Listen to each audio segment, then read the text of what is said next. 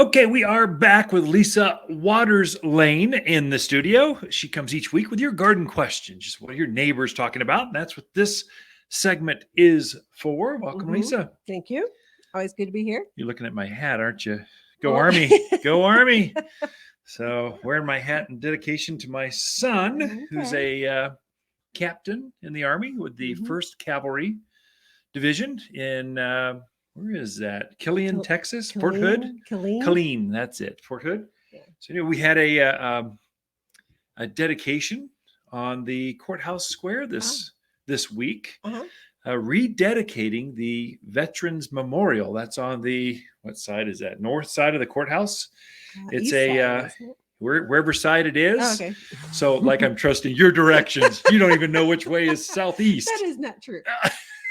Not true at all. So anyway, we were rededicating that memorial. It's one with the Vietnam era soldier with a soldier in hand waiting for a helicopter to come down and save them. Oh. They had put a few more names onto the plaque. As we find additional names of veterans lost, that's all the names from Yavapai County that we as citizens who live here have lost. They've given their ultimate life for our freedom. Anyway, didn't mean to go down that path. Let's go into happier thoughts. We thank all of our veterans for their service. Yes. But garden questions. We are coming up on Veterans Day, so hey, November. Appropriate. Yeah. Okay. November 11. I'm off by months. By southeast. Yeah. No, we'll argue about that later. Okay. I know I'm right. Cheyenne would like to know if she still has time to put in perennials and shrubs this time of year. And if so, how do you water newly planted shrubs in the fall? Super easy. So yes, you can plant. It's a great time to plant. It's actually an ideal time to plant. So don't worry about that. As long as you're planting perennials, that is these plants that come back year after year, this is a great time. Especially the bigger things, trees, big shrubs like Retifotinias, Elaeagnus, Cotoneasters, junipers, big screening plants like Arizona cypress. These are all great. They're actually preferred time to plant. So yes, you're approved to plant. Stay away from annuals. Like you don't want to plant a tomato outside right now. A month from now, it'll be dead because we're getting frost. So those are put annuals. Your pansies out. Oh, pansies would love it. They love winter. They don't like the summer. So you got to plant the right things at the right time. Now going back to how to water them. So water them just like you do in June. In fact, here's how you water, folks. So you're watering the same amount every time of the year. It doesn't matter what season. It could be January, June, August, February. It doesn't matter.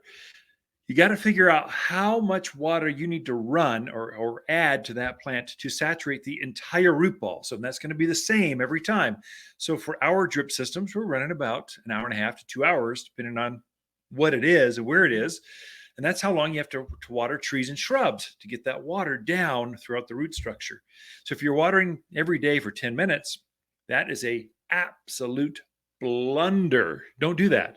You want to gather up all that water and water an hour and a half once per week for your trees and shrubs. Now we're not talking flowers with a root ball that's 4 inches in the ground. We're talking trees and shrubs. They got 2 feet of root ball. So once you figure that out, now all you're ever playing with is frequency. So how often should I run my system? So right now you're probably watering brand new plants. So it sounds like she's got some new plants out there or going to. You're watering about twice a week, every 3-4 days. Starting whenever we get our first hard freeze, that'll be in November sometime. Then you'll cut that back to twice a month. Just pick a nice day, even in January. You're watering the same amount, hour and a half or 2 hours, whatever that system, however long it is, but now you're backing off to every 14 days. We'll go to every 10, 14 days. We'll look at the moisture and go, we haven't seen rain or snow for 2 months. We better bump that up a little bit, go to every 10 days. If we've had some moisture, if we had some deep snows, you could probably back that off to once a month. But plants are using water through the winter. If you do that, the plants will actually continue to root till the end of the year. So they'll take a little break in January, and sometime in February, they'll start to take off again. So it's just, they get a little break, they're resting, and they just start growing again. And by March 1, You're seeing daffodils in bloom, forsythias are blooming. I mean, camellias, the azaleas, all that early spring stuff, they're in bloom. So that's kind of, did I answer all those? I think so. There we go. And then some. More than we wanted. More than just planting, it's watering. Okay. Next question is from Steven. He was at the store at the garden center and saw some blue ice Arizona cypress. Okay.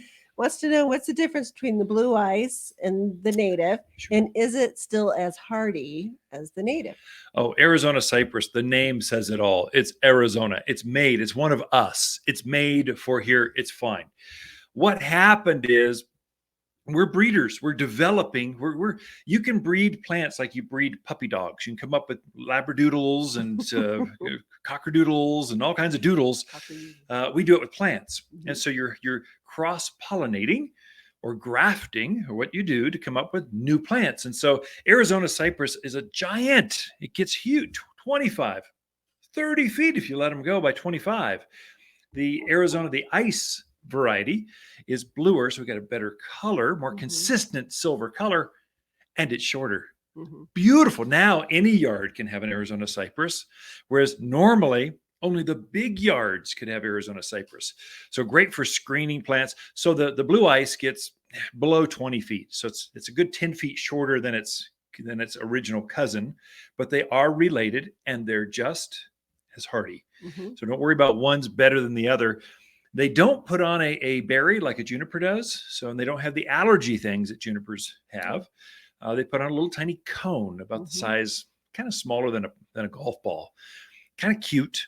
But it just has an Icee Blue evergreen plant. It's a great plant for here. If you want to screen off a neighbor, or you just want to block the wind or highlight a vista, look at the blue ice Arizona cypress. It's a great, look at any Arizona cypress.